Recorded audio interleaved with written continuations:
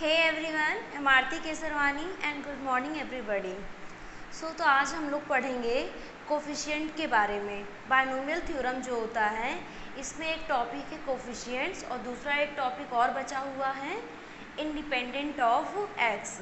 ठीक है, तो इसके पहले हम लोगों ने क्या पढ़ लिया तो उसके बारे में थोड़ा सा डिस्कशन कर लेते हैं। उसके पहले हम लोगों ने क्या पढ़ा था, जनरल टर्म पढ़ लिए थे और मिडिल टर्म पढ़ लिए थे। जनरल टर्म का क्या फार्मूला होता है, T R plus one equal to N C R A to की power N minus R B to की पावर आर। ये होता है जनरल टर्म का फार्मूला।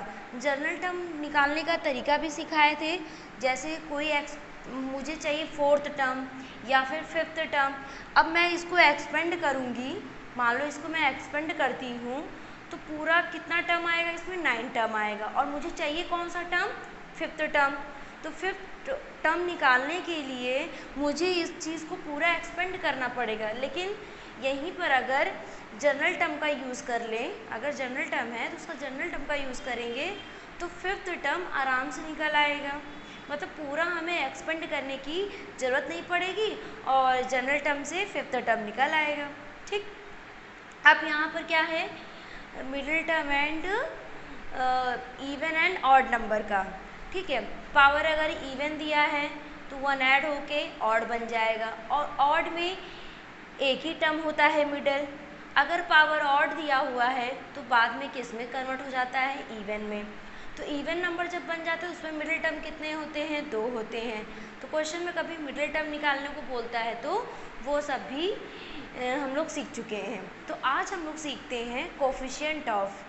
ठीक है, कोफिशिएंट ऑफ बायनोमियल थ्योरम में सीखेंगे कैसे कोफिशिएंट निकालते हैं। तो पहला क्वेश्चन से ही हम लोग करेंगे, find the coefficient of X to की power A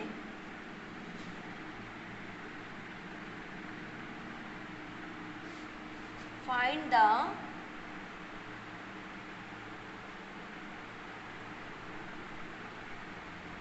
coefficient x to the power 10 in the binomial expansion of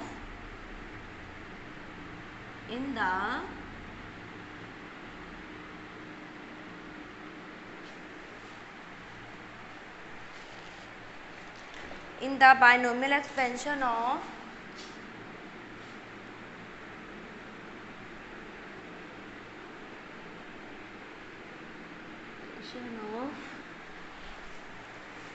two x square minus 3 by x 2x square minus 3 by x power 11। Okay, ये question दिया हुआ है यहाँ पर, find the coefficient of x to की power 10। मतलब कि मुझे x टू की पावर 10 का जो भी कोफिशिएंट बनेगा वो फाइंड करना है in the binomial expansion of this. तो यहाँ पर भी हम जनरल टर्म्स पहले इसको एक्सपेंड कर लेंगे, जनरल टर्म लगा के जनरल टर्म निकालेंगे। ठीक है, जितना सारा बायनोमियल का क्वेश्चंस करते हैं मेन क्या है, यहाँ पर जनरल टर्म है। जनरल टर्म से ही सारे क्वेश्चन सॉल्व होते हैं। ठीक है, तो यहाँ पर अब हम सॉल्व करते हैं। आपको तो ये पता ही है, r plus 1 th term of the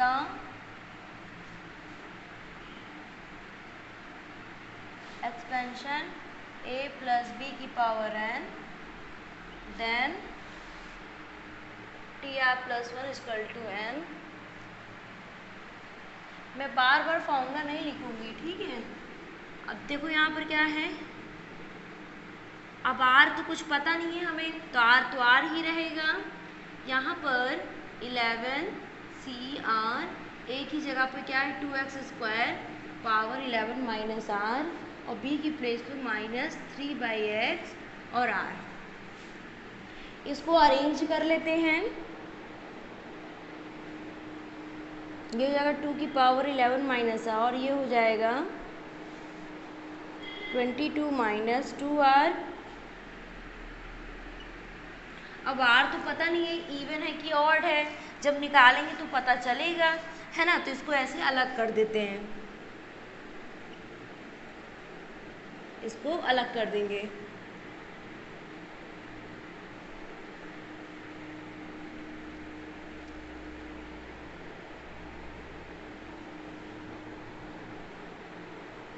जो नंबर वाला है वो एक साथ कर दो और जो वेरिएबल वाला है वो एक साथ कर देंगे। ये वाला पावर ऊपर जाएगा तो माइनस आर बनेगा, यू नो,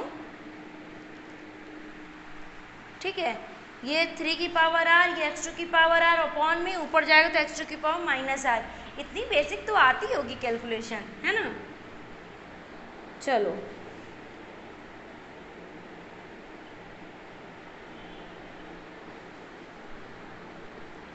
तो ये ऐड हो जाएगा, कितना हो जाएगा 22 माइनस 3r हो जाएगा, ठीक है। तो यहाँ पर मुझे जनरल कोफिशिएंट में सबसे पहले क्या होता है कि r की वैल्यू निकालना होता है। कोफिशिएंट वाले में जैसे जनरल टर्म एक्सपेंड करते हैं वैसे हम इसको एक्सपेंड कर लेंगे, पूरा सिंप्लीफिकेशन कर लेंगे जहाँ तक सिंप्लीफिकेशन होगा, ठीक है। अब इसके आगे कोई सिंप्लीफिकेशन नहीं होगा, ओके। जनरल टर्म सॉल्व हो गया।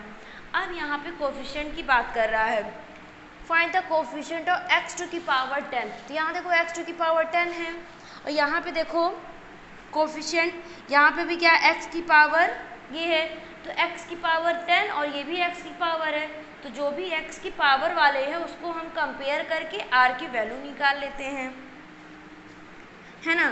तो यहाँ पर x की पावर ये 10 है, यहाँ पर x की पावर 22 माइनस 3r है, ये 10 इक्वल टू 22 माइनस 3r, ठीक। उसके बाद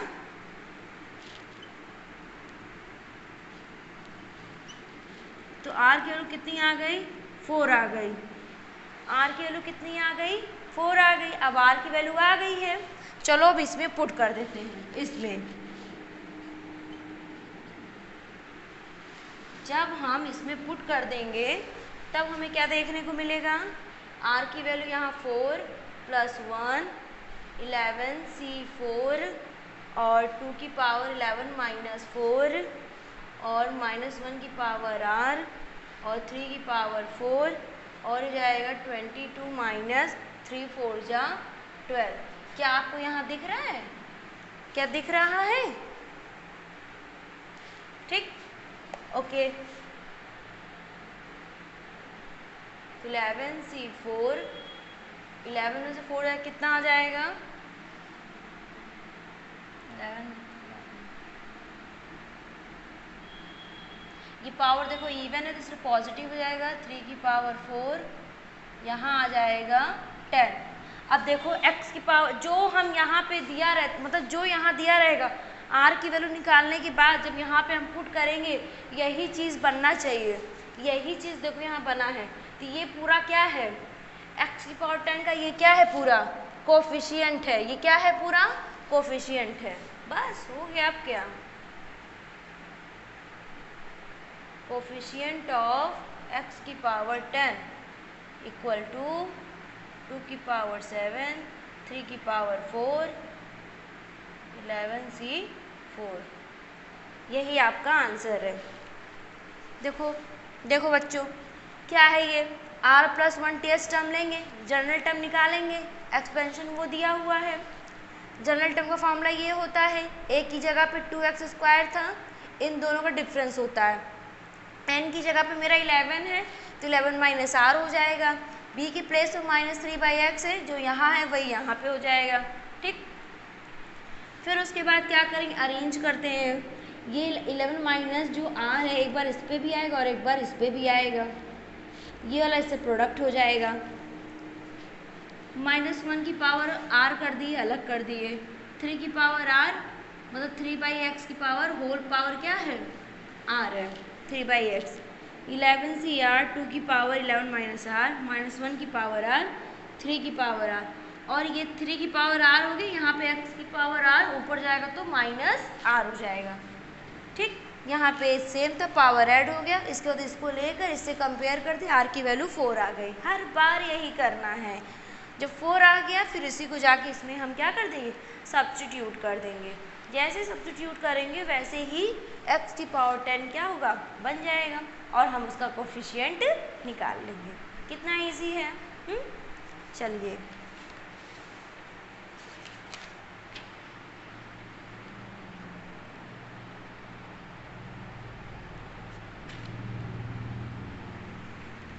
चलिए नेक्स्ट क्वेश्चन करते हैं।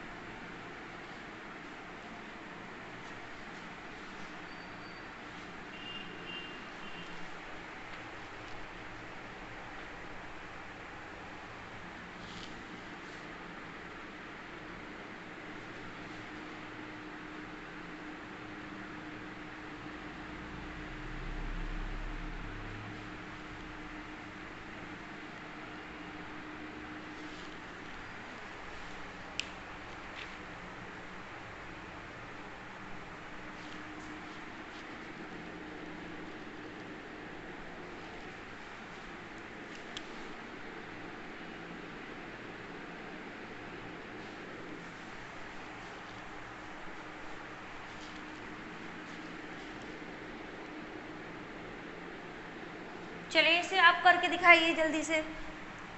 Find the coefficient of x⁻32 and x⁻17 in the binomial expansion of. घबराने की बिल्कुल ज़रूरत नहीं है कि यहाँ पर 2 दिया है, अरे 2 दिया है तो 2 निकालेंगे ना, लेकिन r की वैल्यू सेम आएगी, चाहे आप इससे कंपेयर करिए चाहे आप इससे कंपेयर करिए, r की वैल्यू सेम आएगी। डिफरेंट आएगा तो दिक्कत हो जाएगा ना, तो जल्दी से करके दिखाइए आप हमें।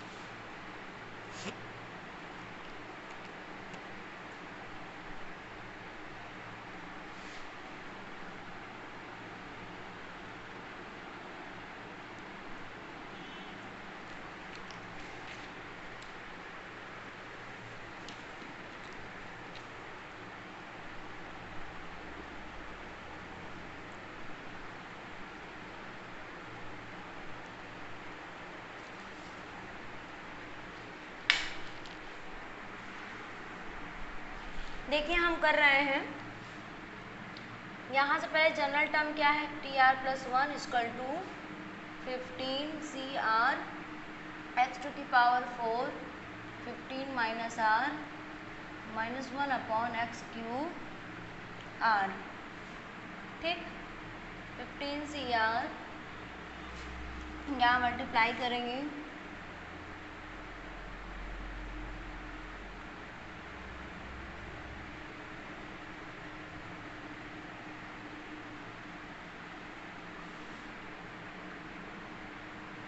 ओके। फिर यहाँ पर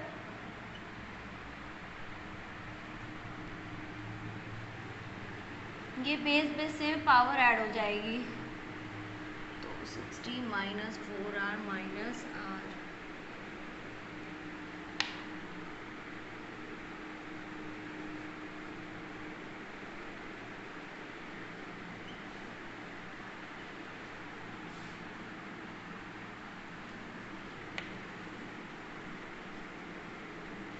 तो ये हो गया है। उसके बाद हम क्या करेंगे,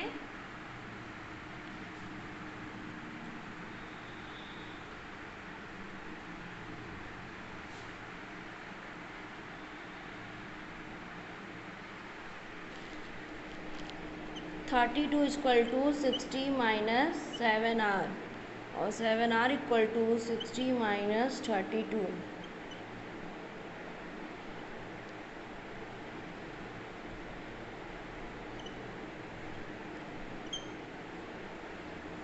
यहाँ पर भी r की वैल्यू कितनी आ रही है, 4 आ रही है। अब क्या करेंगे यहाँ पर, अब यहाँ पर जाके पुट कर देंगे, यहाँ पर क्या करेंगे, पुट कर देंगे।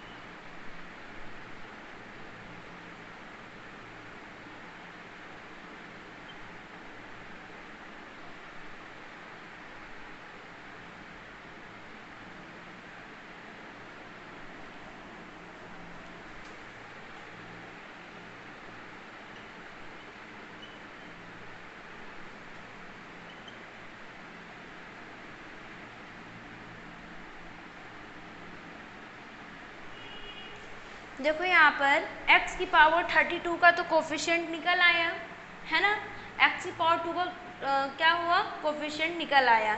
लेकिन अगर यही चीज़ ऐसे करके दिया होता, ऐसे मान लो यहाँ दो वेरिएबल अलग अलग होते और इस तरह करके मल्टीप्लाई करके दिया होता, तब तो वहाँ क्या होता, r की वैल्यू सेम ही आती लगभग, है ना, r की वैल्यू लगभग क्या होता, सेम ही आती, या कुछ ना कुछ तो ऐसा मिलता है जिससे हम सॉल्व कर पाते, है ना। अभी उस तरह का क्वेश्चन भी करते हैं, लेकिन यहाँ पर x की पावर 32 का कोफिशिएंट ये आया और x की पावर -17 का कोफिशिएंट कुछ और आएगा, तो उसको भी कंपेयर कर लेते हैं यहाँ से, ठीक है। बाकी सब कुछ तो ये सेम रहेगा, यहाँ से क्या कर लेते हैं, कंपेयर कर लेते हैं। जब प्रोडक्ट में होता है तब कह सकते हैं कि r की वैल्यू किसी एक का निकालते हैं तो काम हो जाता है। तो यहाँ पर -17,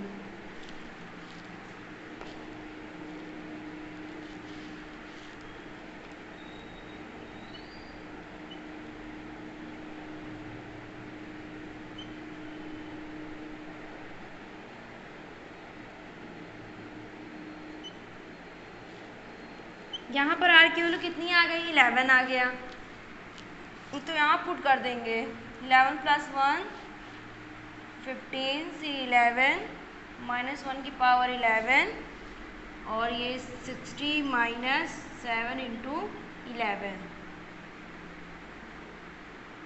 ये माइनस बाहर आ जाएगा, ऑड पावर है, और ये 77 हो जाएगा।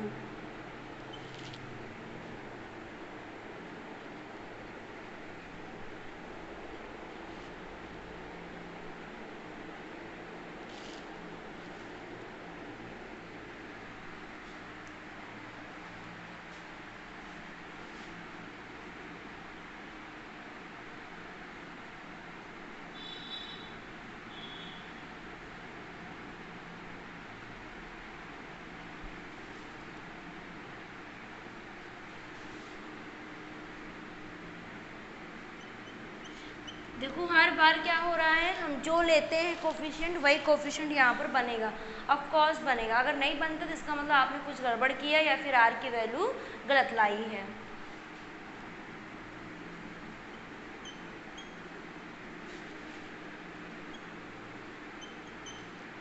ठीक, दो आंसर आपके निकल आए, एक ये और एक ये।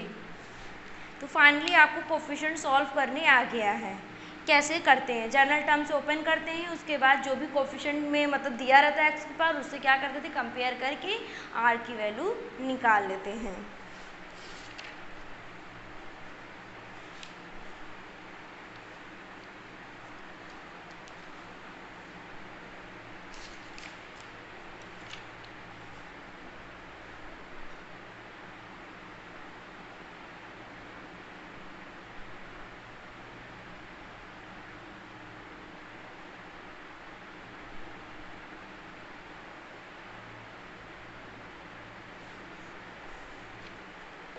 एक दूसरा क्वेश्चन है, वो भी देखते हैं।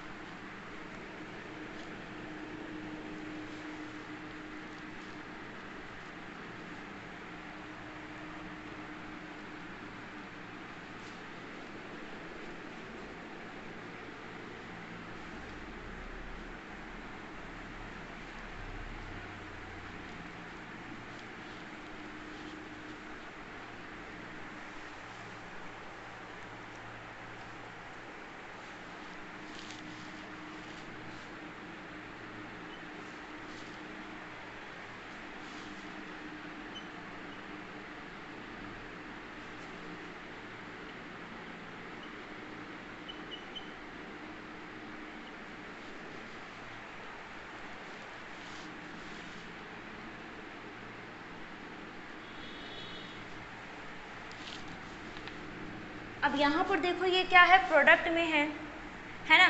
कैसे कंपेयर किया जाएगा, हम x की निकालें कि y की निकालें, प्रोडक्ट में है ना, तो यहाँ पर जो होगा r की वैल्यू देखना सेम ही होगा, ठीक है। तो यहाँ पर फिर से जनरल टर्म हम ओपन करेंगे, स्टेटमेंट वगैरह आप लोग लिख लेना जैसे लिखवाते। मैंने अभी स्टार्टिंग के क्वेश्चंस में मैंने स्टेटमेंट लिखवाया है, तो वही स्टेटमेंट यहाँ कॉपी कर देना है, ठीक। r x 9 minus r 2y, अच्छा जो यहाँ दिया रहेगा वो पक्का है कि एक्सपेंशन में ज़रूर दिया रहेगा, कोफिशिएंट निकालना है तो वो तो चीज़ देगा ही। ये r,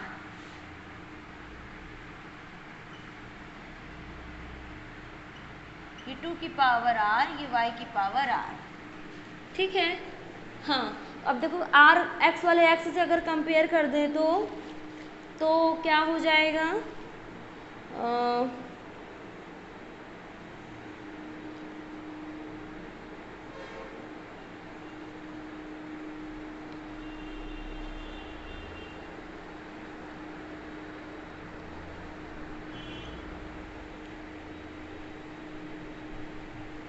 चलो 9 माइनस r इक्वल टू 6,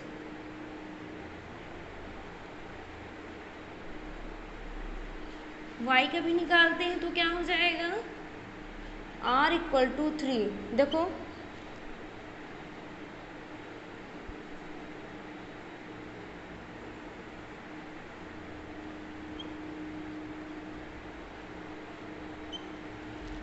तो भी देखो r की वैल्यू सेम आ रही है ना, यही मैं बता रही थी, यही मैं समझाना चाहती थी। अब क्या होगा, अब आपको डाउट नहीं होगा मैं इसका लूँ कि इसका लूँ, किसी का भी ले सकते हैं, है ना। चलो यहाँ पर अब हम क्या करेंगे, पुट कर देंगे,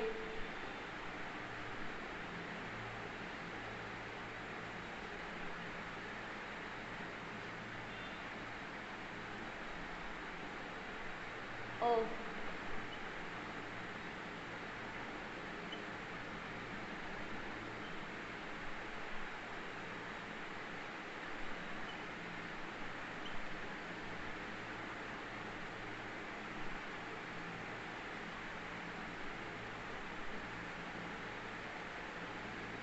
अब यहाँ दोनों साथ में दिया था तो दोनों देखो साथ में कोफिशिएंट अपने आप बन गया, कोई दिक्कत नहीं, चाहे जितना वेरिएबल यहाँ दिया हो, चाहे जिसकी भी पावर दी हो, आपको सॉल्व वैसे ही करना जैसे बेसिक मेथड होता है। अगर आप इसको छोड़ के कुछ और लगाने लगे, इधर उधर दिमाग लगाने लगे, ऐसा नहीं वैसा, तब तो आपका गया, तब तो आपको नहीं आने वाला, ठीक है। तो जो जैसे दिया पहले वैसे ही सॉल्व करेंगे, उसके बाद दिमाग लगाया जाता है। तो देखो मेरा कोफिशिएंट आ गया, एकदम इजी, कुछ भी दिया हो, कुछ भी, वो अपने आप ऑटोमेटिक बनेगा, जो भी दिया होगा कोफिशिएंट वो अपने आप बनकर आ जाएगा।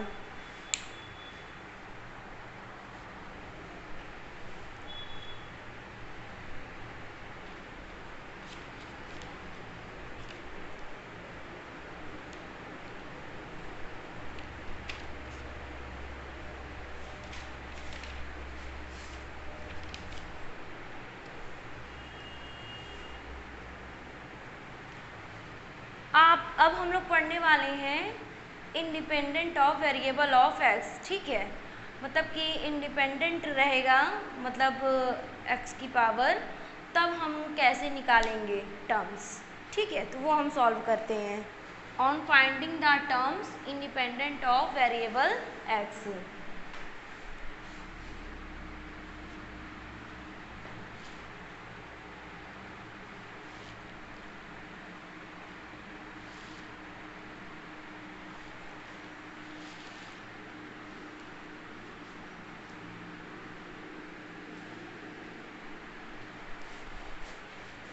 On finding the term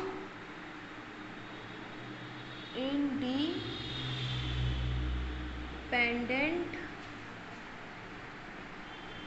of the variable, ठीक है। हम लोग ये पढ़ेंगे independent,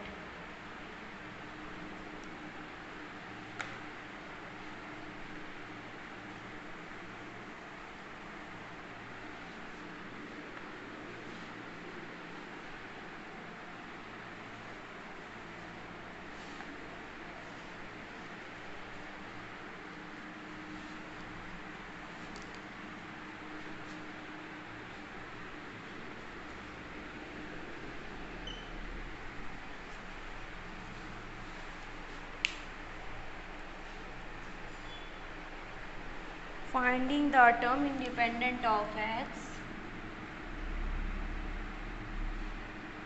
finding the term independent of x in the expansion of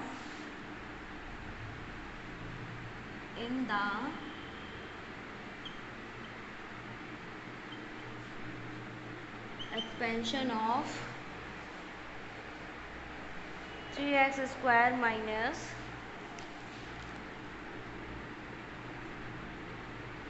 plus 2x cube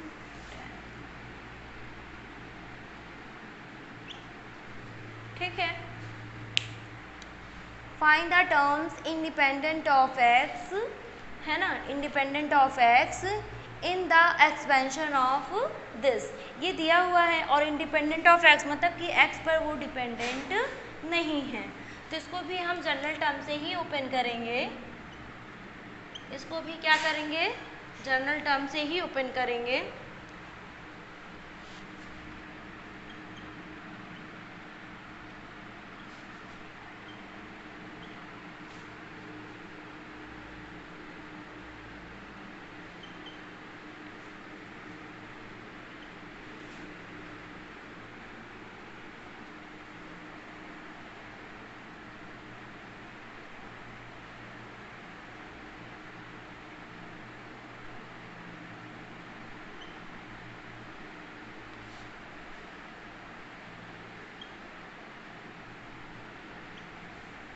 ठीक है, ये लेंगे हम।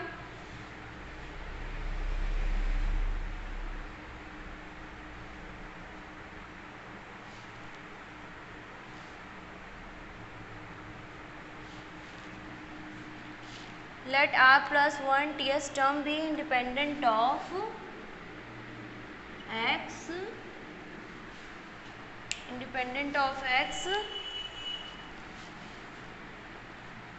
in the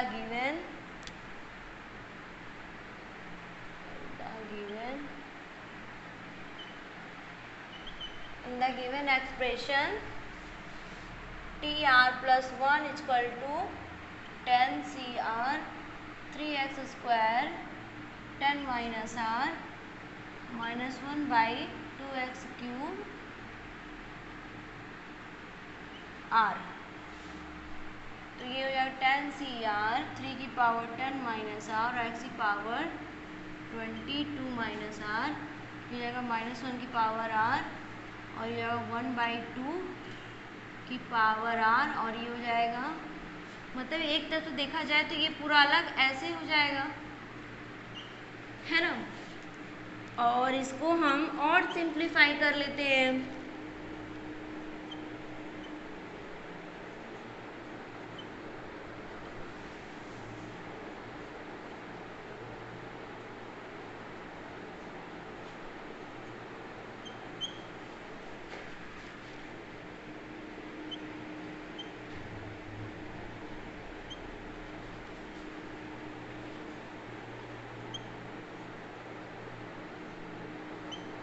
और ये हो जाएगा x की पावर 20 माइनस 5r, ठीक है, ये हो जाएगा।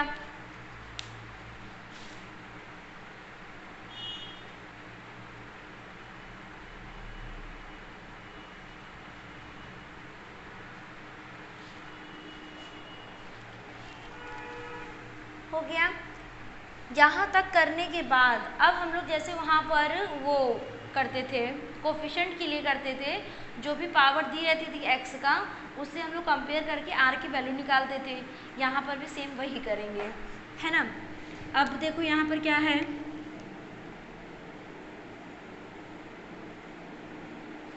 तो दिस टर्म विल बी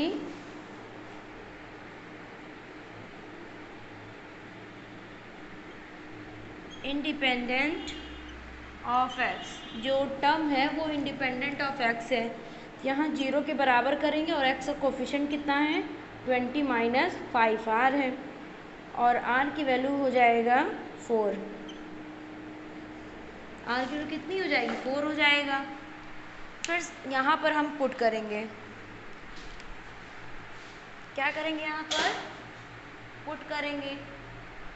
तो देखो यहाँ पर 10c4 3 की पावर में 4 यहाँ पुट करेंगे, 10 में से 4 जाएगा तो 6 आएगा, 3 की पावर 6। यहाँ 4 पुट करेंगे तो पॉजिटिव हो जाएगा, यहाँ 4 पुट करेंगे तो 1/2 की पावर 4, यहाँ 4 पुट करेंगे 5 4 जा 20। यहाँ पे देखो x की पावर 0 बना, x की पावर 0 बना, तो यहाँ देखो उसी से तो कंपेयर किए हैं। यहाँ भले ही आपको लग रहा होगा x की पावर 1 है, बट है क्या वो x की पावर 0 है, इंडिपेंडेंट ऑफ x है। समझ आया है ना? तभी तो मैंने यहाँ 0 से कंपेयर किया, क्योंकि यहाँ पे देखो x की पावर क्या बन रहा है 0 बन रहा है। ठीक हो गया, आप क्या चाहिए फिर, खत्म, यही है। इंडिपेंडेंट मतलब x पर क्या है डिपेंडेंट नहीं, x की पावर 0 मतलब 1, जिसका मतलब आ गया 10c4 और 3 की पावर से 1/2 की power 4, that is answer, that is answer. इसी तरह से निकालना है, ठीक है। यही है आपका हैंस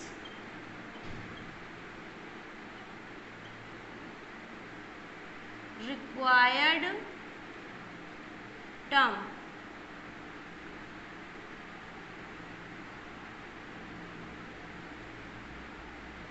यही रिक्वायर्ड टर्म है। तो इसी तरह से इंडिपेंडेंट ऑफ x भी निकालते हैं, क्योंकि x पे वो डिपेंडेंट नहीं होता है। सॉल्व करने पर x की पावर यहाँ देखो 0 बन रहा था, तभी तो मैंने यहाँ पर 0 लिया था। मतलब हम एक तरफ से देखा जाए जितने भी क्वेश्चंस कर रहे हैं जनरल टर्म के, मिडिल टर्म के, कोफिशिएंट के या फिर इंडिपेंडेंट, वो सभी में क्या यूज़ हो रहा है जनरल टर्म। इसका मतलब सबसे इम्पॉर्टेंट चीज़ क्या है, जनरल टर्म है। जिसको जनरल टर्म लगाने आता है वो बाकी सारी चीज़ भी कर लेगा। शुरुआत ही होती है बायनोमियल थ्योरम का जनरल टर्म से, कोई भी क्वेश्चन हो। और जो फर्स्ट एक्सरसाइज था वो तो कुछ भी नहीं था, वो सिर्फ एक्सपेंशन था, आपको एक्सपेंशन सिखा रहा था, कर ये पावर हो जाए, ऐसा हो जाए, वैसा हो जाए, तो आपको एक्सपेंड करने आना चाहिए। ठीक, इस पर एक और क्वेश्चन कर लेते हैं।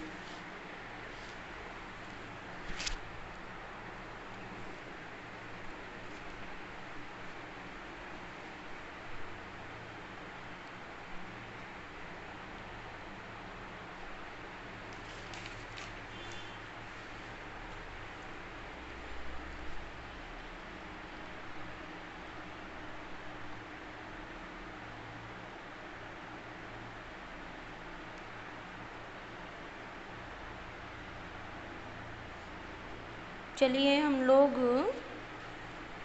Find the value of a so that the term independent of x should be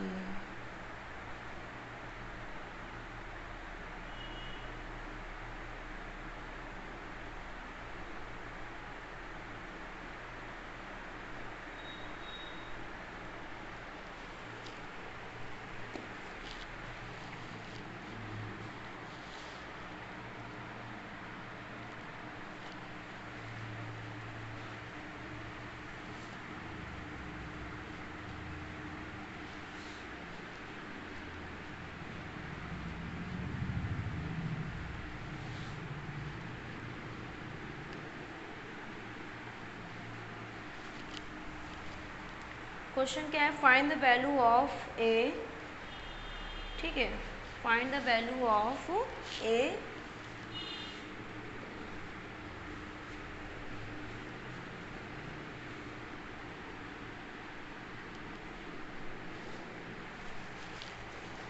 find the value of a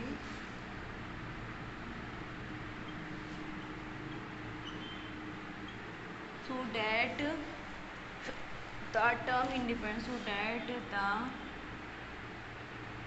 term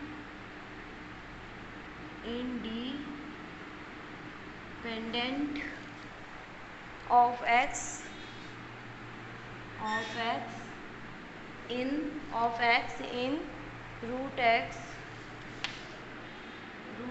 plus a upon x square 10 is 405। Root x plus a upon x square, ये है ए इस 405। ठीक है, यहाँ पर मुझे ए की value निकालना है और वो एक्स कैसा है, इंडिपेंडेंट ऑफ एक्स है। पहले तो हम वैसे ही पूरा सॉल्व करेंगे जैसे सॉल्व करते हैं, इंडिपेंडेंट ऑफ पूरा एक्स जो भी वैल्यू होती है वो पूरा निकाल लेंगे। उसके बाद ए पर फिर ध्यान देंगे कि ए की वैल्यू भी निकालना है। और यहाँ पर क्या है, ये दिया हुआ है टी आर प्लस वन कितना दिया है 400, मतलब 405 दिया हुआ है, इंडिपेंडेंट ऑफ एक्स दिया हुआ है यहाँ पर। ठीक है, तो उसे इक्वल टू करके सॉल्व कर लेंगे। तो पहले आप लोग करो।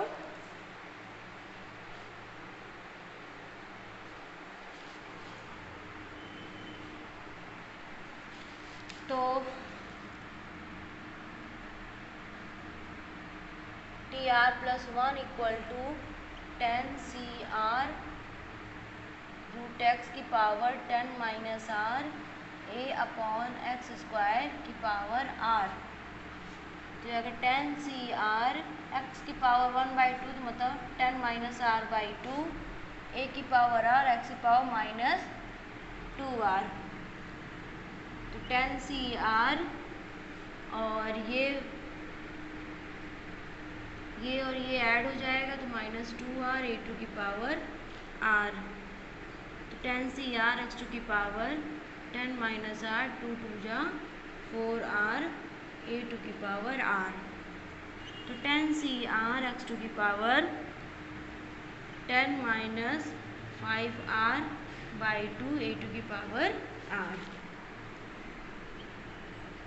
ओके, अब यहाँ पर इंडिपेंडेंट ऑफ एक्स निकालेंगे।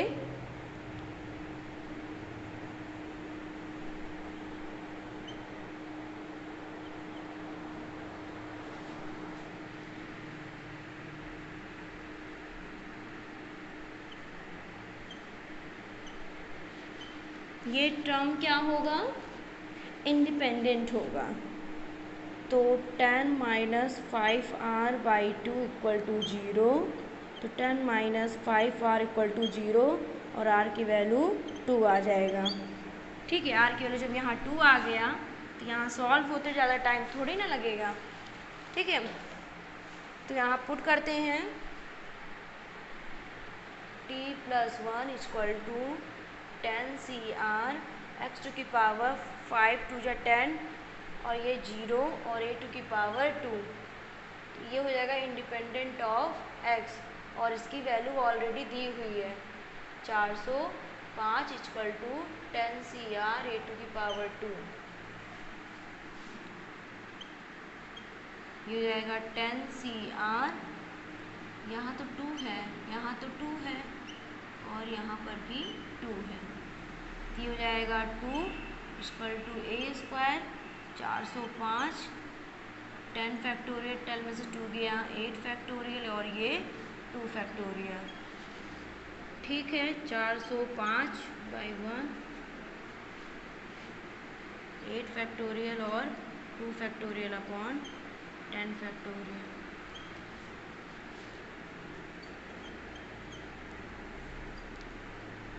तो 8 फैक्टोरियल यहाँ पे 2 इंटू 1 रहेगा ही, 10 इंटू 9 इंटू 8 फैक्टोरियल ये कट जाएगा और इक्वल टू ए स्क्वायर आ जाएगा। समझ आया? यहाँ साइड में करते हैं, प्लेस नहीं है। फिर यहाँ 405 इंटू कितना बचेगा मेरे पास 2 upon 10 into 9 equal to a square.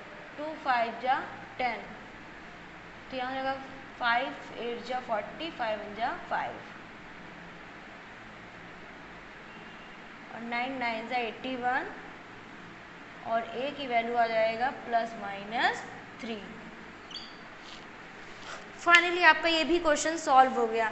तो आपको ऐसे ही बाइनोमियल थ्योरम में क्वेश्चंस मिलेंगे, ये इसकी वैल्यू दी है, इसकी वैल्यू दी है, वो वैल्यू फाइंड करो, ऐसा वैसा, है ना। जितनी ज़्यादा प्रैक्टिस करेंगे, मैं ये चीज़ बार बार बोलती हूँ, मैथ एक ऐसी चीज़ है जो प्रैक्टिस करने पर परफेक्ट होता है। ठीक है, जितने सारे कैलकुलेशन, लोग कहते हैं कैलकुलेशन तो बहुत ईजी है, हो जाएगा, लेकिन आप एक बार में सही कितना कर लेते हैं ये मायने रखता है ना। तो जैसे जितना ज़्यादा लगाएंगे कैलकुलेशन भी यूज़ होगा तो परफेक्ट हो जाएगा कैलकुलेशन। जहाँ आप लोग का कैलकुलेशन गलत होता है वो क्या होगा, मिस्टेक कम होना शुरू हो जाएगा। जो ऐड करने पे जिसका वैल्यूज़ गलत आते हैं वो जितना ज़्यादा लगाएगा उतना इम्प्रूवमेंट दिखेगा। तो वो जो वैल्यू गलत आती थी वो सही होने लगेगी, चांसेस कम हो जाएंगे गलत होने के। ठीक है, तो ज़्यादा से ज़्यादा क्वेश्चंस लगाइए, खूब प्रैक्टिस करिए। तो बस आज के लिए इतना ही, और कल मिलते हैं हम लोग एक्सरसाइज करते हैं, बायनोमियल थ्योरम का सेकेंड एक्सरसाइज करते हैं। सेकेंड, हाँ आई थिंक सेकेंड ही है। ठीक है।